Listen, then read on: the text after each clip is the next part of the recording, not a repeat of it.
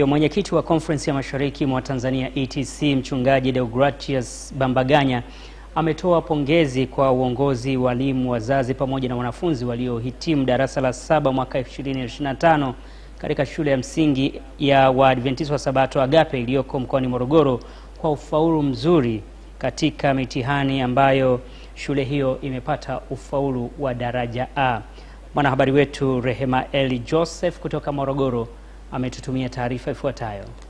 Akizungumza na waandishi wa habari ofisini kwake, Mchungaji Deogratius Bambaganya ameupongeza uongozi wa shule pamoja na wazazi na kuomba wazazi au walezi kuendelea kuleta watoto wao katika shule ya msingi ya Waadventista wa Sabato Agape. Kwa ajili ya kutoa pongezi kwa ajili ya shule yetu, kianza na walimu kwa juhudi zao kubwa ambazo wamezifanya kuwezesha kufanikiwa kwa ufaulu huo, lakini kwa walezi wa shule hiyo, matroni na patrons, kwa maanti na kwa wafanyakazi wote wakiwemo madereva na watumishi wote wa shule hiyo.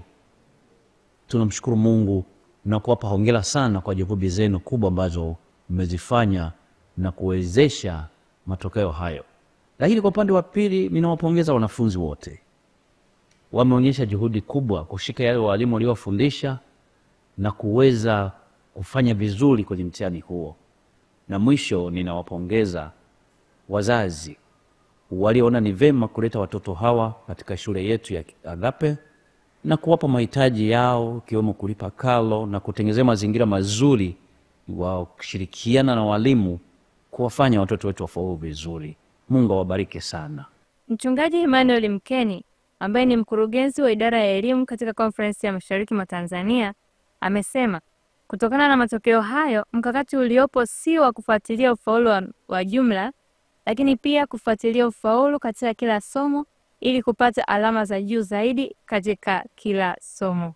Sasa mikakati iliyopo ni kuona kwamba si swala tu la kupata matokeo ya jumla ya juu, lakini tufuatilie somo kwa somo, tuone kwamba katika masomo yote ufaulu katika shule zetu unakuwa ni ufaulu wa juu.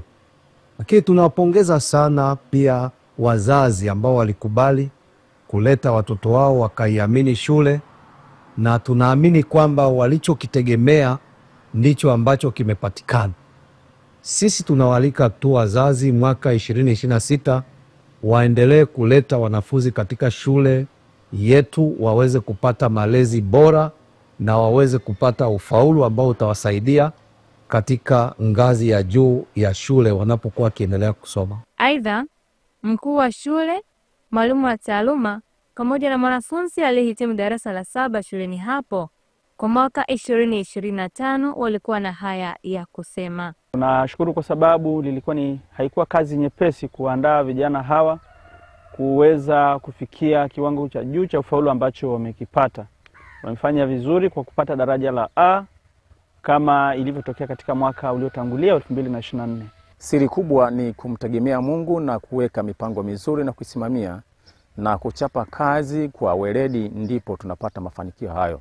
Nimefurahisha sana na matokeo ya darasa la 7, tumepata wastani wa A, na pia nashukuru walimu na wazazi kwa kutuunga mkono ili tuweze kufaulu. Pia nawaahidi kuwa tutafanya vizuri huko tunapoelekea katika masomo yetu. Nikiripoti kutokea Agape Adventist Morogoro, mimi ni Rehema Eli Joseph, Hope News.